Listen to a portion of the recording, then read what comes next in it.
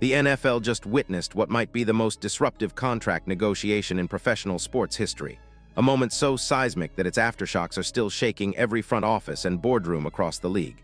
This wasn't just about money or a signing bonus. It wasn't about incentives or guaranteed years.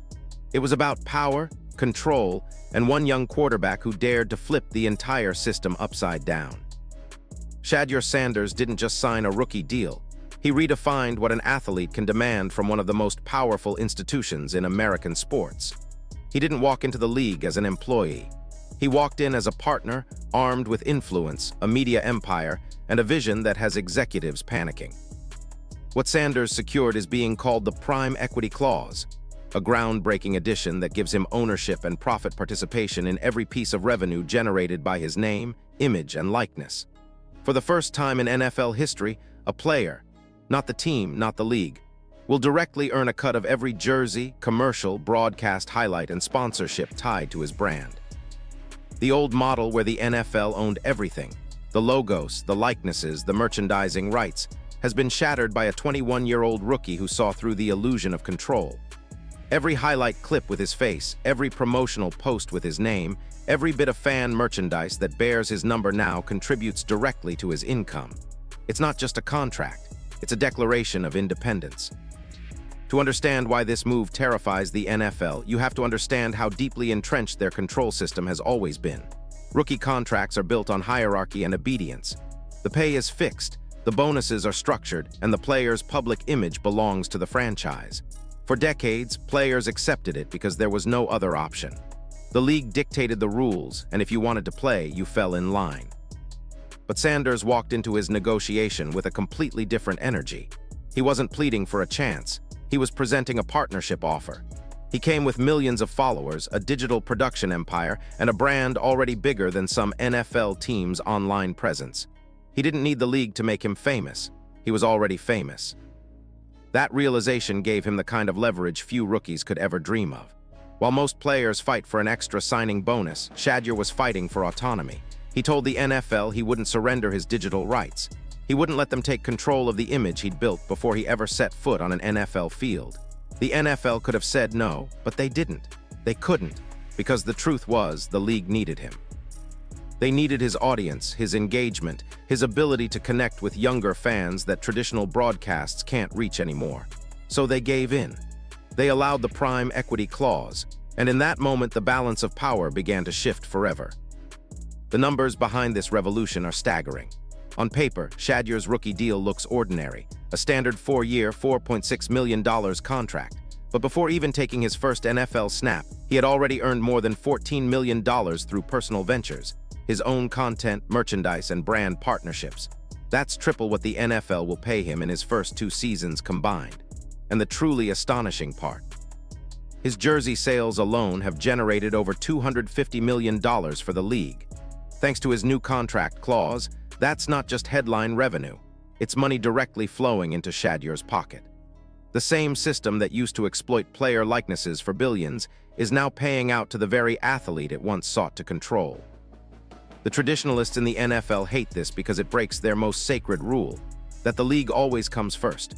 For decades, the Shield was untouchable. Players came and went, but the brand remained supreme. Shadeur's deal challenges that idea at its core. He isn't just a player within the NFL's story, he's an author of his own. Every clip, every highlight, every viral moment now strengthens his independent empire, not just the league's.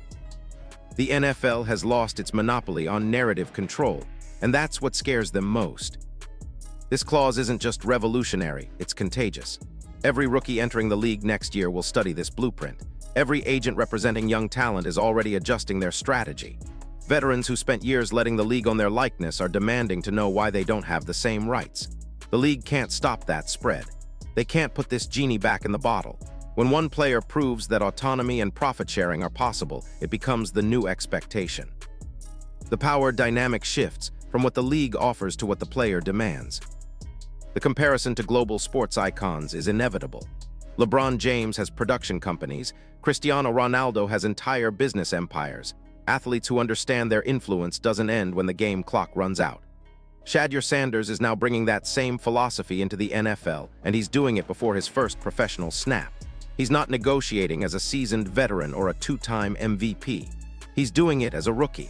That's what makes it revolutionary. It's no longer about waiting for stardom to earn control. It's about starting your career with it. And make no mistake, this wasn't luck. This was strategy. Shedeur's family has built a complete media and branding infrastructure around him, with his brother and team managing content, storytelling, and partnerships at a professional level that rivals major sports networks. Their video content feels cinematic. Their documentaries trend globally. Their reach is direct, authentic, and personal, something the NFL has never mastered. Younger audiences want authenticity, not carefully scripted interviews or sanitized press conferences. They don't want spokesmen, they want personalities, and Shedeur gives them exactly that.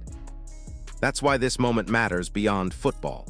The prime equity clause doesn't just shift money, it shifts power. It proves that players can be their own corporations, that they can control their identity, their audience, and their revenue streams independently of the institutions they play for.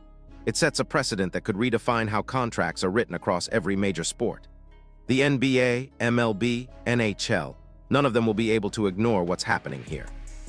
Because once the public sees that athletes can take control of their own commercial value, fans begin to question why others haven't.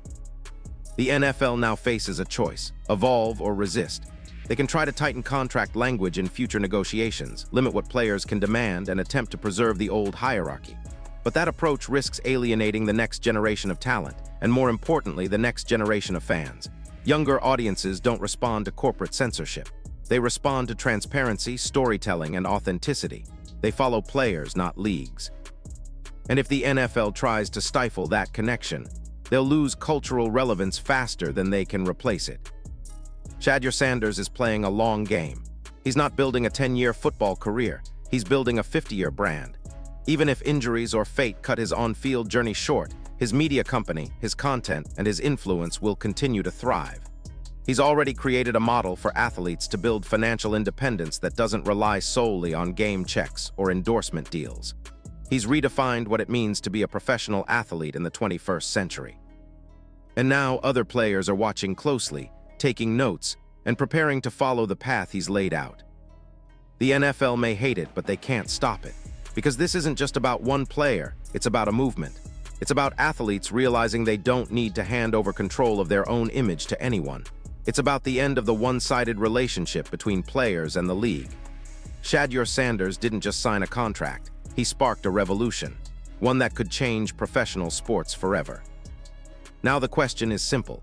Do you think this is the beginning of a new era of athlete empowerment, or just a one-time disruption?